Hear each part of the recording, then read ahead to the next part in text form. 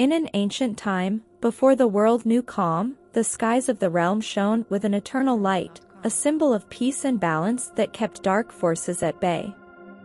This realm, governed by unbreakable cosmic laws, was a place where the souls of the brave found their rest in eternity, while the shadows, relegated to the farthest reaches, hardly dared to cross the boundaries of light.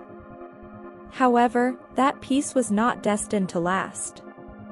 As the centuries passed, a latent threat began to re-emerge from the depths of darkness: the demons, beings born of chaos, whose sole purpose was to destroy order and plunge the world into despair. These demons, led by the fearsome Asmodeus, a being as old as time itself, began a war that tore at the very fabric of the kingdom. Asmodeo, with a power that corrupted even the purest light, sought to break the balance that had sustained the realm for eons. In response to this threat, the souls of the fallen, warriors who refused to find rest while the realm was in peril, rose up to protect their home. Among them was Seraphiel, a mighty warrior soul who, in life, had been a peerless leader and now, in death, had ascended to an even more formidable state. Seraphiel, with the ability to manipulate spiritual energy, became the leader of the souls, vowing to stop Asmodeo and restore peace. But the coming war would be no ordinary battle. It was a conflict that not only threatened to destroy the kingdom, but also put the balance of the entire universe at risk.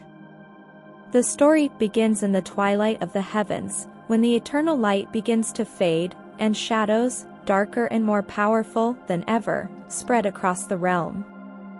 At this critical moment, both the demons and the souls know that the final battle is approaching, a battle that will decide the fate of all things.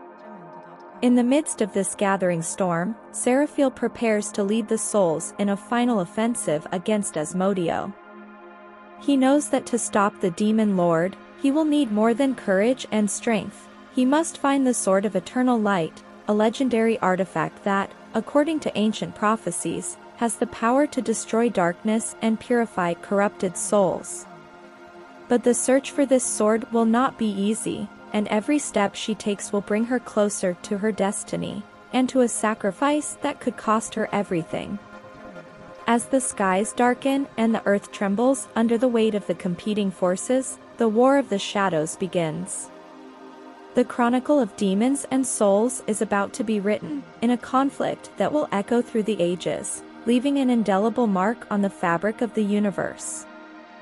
Don't miss out on the best. Subscribe now to my YouTube channel and join this amazing community. Every week, new adventures, tips, and much more await you. Hit the subscribe button and activate the bell to stay always up to date. Let's start with the story. In an ancient kingdom where the skies once shone with eternal light, peace has been shattered by a war that threatens to consume everything. In this kingdom, two powerful forces clash in an endless battle: the demons, beings of darkness and chaos, and the souls of the fallen, who refuse to find rest in death. The war has lasted for centuries, and the balance of the universe hangs by a thread. The story begins at the moment when the skies, once clear and radiant, darken under the mantle of war. At the center of this conflagration is Asmodeus, the lord of the demons, a being as ancient as time itself, whose power is capable of corrupting even the purest light. Asmodeus seeks to break the balance that has kept the kingdom in harmony, and to do so, he needs to consume the souls of the bravest and most righteous, those who refuse to yield to darkness. On the other side, Seraphiel, a powerful warrior soul, rises as the leader of the souls, vowing to protect her people and maintain balance against the demonic forces. Seraphiel, in life, was an unparalleled warrior, and in death, she has ascended to an even more powerful state, with the ability to manipulate spiritual energy to fight the demons. The souls, aware of the threat posed by Asmodeus, gather in an ancient temple hidden in the mountains of the kingdom, a place where spiritual energy is strongest. Here, the oldest and wisest souls, known as the Eternal Counselors, discuss how to stop the advance of the demons. Seraphiel, as the leader of the souls, speaks up, proposing a direct offensive against Asmodeus before he can gather enough power to destroy them all. However, not all the counselors agree, fearing that a direct confrontation could lead to the total destruction of the kingdom. After long discussions, the council decides that to stop Asmodeus, they must find the Sword of Eternal Light, a legendary artifact that, according to prophecy, has the power to destroy demons and purify corrupted souls. Seraphiel volunteers to lead the mission, knowing that the only way to save the kingdom is to confront Asmodeus directly. Seraphiel, accompanied by a small group of warrior souls, sets out in search of the Sword of Eternal Light. The journey is long and dangerous, filled with demonic traps and dark creatures that try to stop their advance. As they delve into the shadowy lands where the sword is hidden, the souls face challenges that test their courage and loyalty. During the journey, Seraphiel begins to have visions of the past, moments of her life she thought she had forgotten. These visions reveal fragments of the creation of the Sword of Eternal Light and its true purpose. Gradually, Seraphiel understands that the sword is not only a tool of destruction but also a catalyst for the balance between life and death. Finally, Seraphiel and her group reach the place where the Sword of Eternal Light is located, an ancient sanctuary hidden deep within an enchanted forest. There, they find the Guardian of Light, an ancient being tasked with protecting the sword since time immemorial. The Guardian, half light, half shadow, tests Seraphiel, demanding that she prove her worthiness and purity of heart before allowing her to wield the sword. Seraphiel, with her determination and courage, overcomes the Guardian's trials, who finally grants her the sword. However, the Guardian warns her that the power of the Sword of Eternal Light must not be used lightly, as it has the potential to alter the balance of the universe if handled irresponsibly. With the Sword of Eternal Light in her possession, Seraphiel and her group return to the kingdom, where the war between the souls and the demons has reached a critical point. Asmodeus's forces have gained ground, and despair begins to take hold of the souls defending the walls of their last strongholds. Seraphiel, knowing that time is running out, prepares for the final confrontation. Using the sword, she repels the demonic forces and revitalizes the weary souls. Her arrival brings a ray of hope, but also a reminder that the final showdown with Asmodeus is near. In the heart of the kingdom, Seraphiel and Asmodeus's forces clash in a titanic battle. Demons and souls collide in fierce combat as the skies turn red and the earth trembles beneath their feet. The Sword of Eternal Light shines with blinding intensity, cutting through the darkness and destroying the demons that dare to face its wielder. Asmodeus, seeing his army begin to falter, personally enters the battle, facing Seraphiel in an epic duel.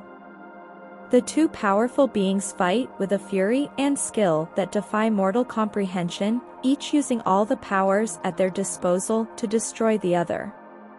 As the battle reaches its climax, Seraphiel realizes that, although the Sword of Eternal Light is powerful, it is not enough to completely defeat Asmodeus. The sword can destroy his physical form, but his demonic essence is immortal and will be reborn stronger if not sealed away. Seraphiel understands that the only way to seal Asmodeus and restore balance is to sacrifice herself, fusing her own soul with the sword to channel a power beyond anything the kingdom has ever seen. With painful resolve, Seraphiel makes the decision, knowing that this is the only way to save her people. In a final and desperate act of sacrifice, Seraphiel channels her spiritual energy into the Sword of Eternal Light, creating an explosion of light that engulfs Asmodeus. The combined power of the sword and Seraphiel's soul is enough to seal Asmodeus in an eternal void, a place where he can no longer cause harm. However, this act not only seals Asmodeus but also consumes Seraphiel, who disintegrates into the light, disappearing from existence. The remaining souls watch with sadness and gratitude, knowing that their leader has given everything to save them. With Asmodeo sealed and the Sword of Eternal Light lost along with Seraphiel, the war between the demons and the souls comes to an end. However, the kingdom is not intact, the scars of war run deep, and the balance, though restored, is fragile. The souls, now free from the threat of the demons, begin to rebuild their kingdom. The temple where Seraphiel made her sacrifice becomes a sacred place, a reminder of the price that was paid for peace. The Eternal Counselors, now led by the survivors of the war, pledge to protect the balance and honor Seraphiel's legacy.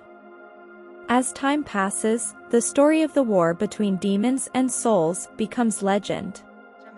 Seraphiel is remembered as a heroine who sacrificed everything for the good of her people, and her name is honored in songs and rituals. The kingdom begins to flourish once more, though always under the shadow of the past war. However, deep within the eternal void where Asmodeo is sealed, a small spark of darkness persists.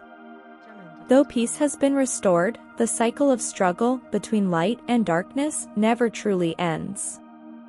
Seraphiel's legacy and the Sword of Eternal Light will continue, passed down through generations, a reminder that balance must be maintained, and that the shadows always lurk, waiting for their moment to return. Thanks for watching. Don't forget to like and comment.